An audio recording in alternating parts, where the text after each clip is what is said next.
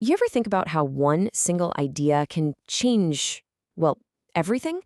Today, we're digging into an idea that didn't just tweak foreign policy, it literally drew the map for the entire second half of the 20th century.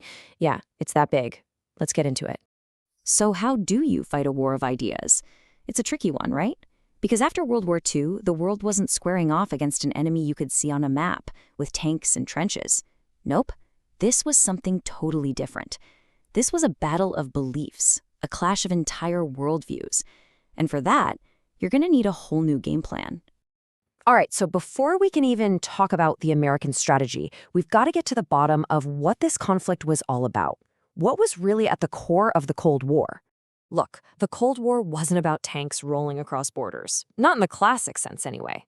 The real battlefield, it was in people's minds. It was a war of ideology. In one corner, you had democracy, all about individual rights and freedoms. And in the other corner, communism, focused on the collective, the state.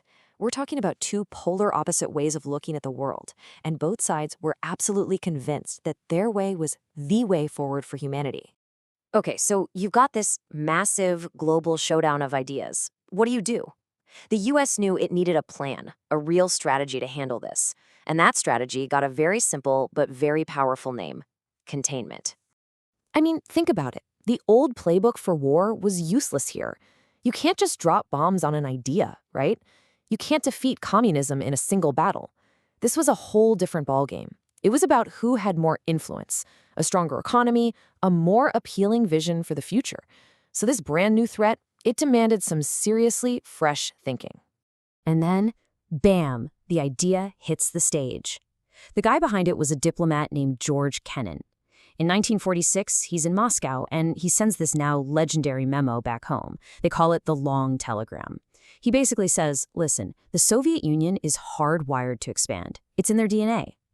But his big solution wasn't to go to war. It was something more subtle, more patient. It was a policy he called, well, containment. Containment. It sounds simple enough, but what did it actually mean? What was the plan?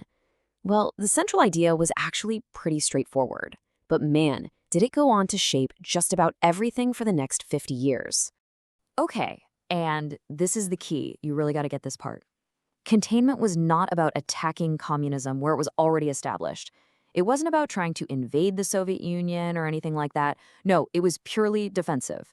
The whole strategy was basically to draw a line around the communist world and say, all right, that's it, you go no further. So how did they plan to do it? It basically boiled down to three main things. First, and most obviously, you stop communism from spreading to any new countries. Just contain it. Second, and this is crucial, you defend. You don't attack. It's all about protecting countries that might be at risk. And third, you don't just build a wall. You offer a better option. You give economic help, you form alliances, you basically show the world that democracy is the better deal. Now, this wasn't just some dusty old policy paper. Not at all. This idea had huge, immediate effects out in the real world. It basically carved up the planet into two opposing camps. And the very first place this whole strategy was put to the test? Europe. The continent was in ruins after the war, and everyone knew that desperate, struggling countries were the perfect breeding ground for communism.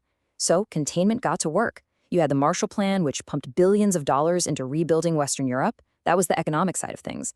And then you had NATO, the military alliance, which was basically a promise. If you mess with one of us, you mess with all of us.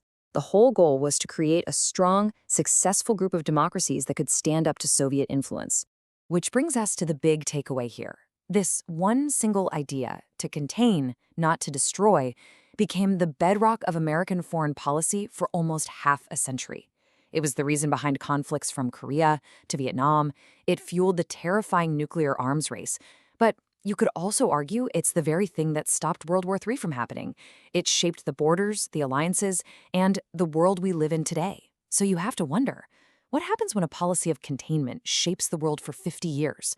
What's its true legacy? That's a heavy one to think about.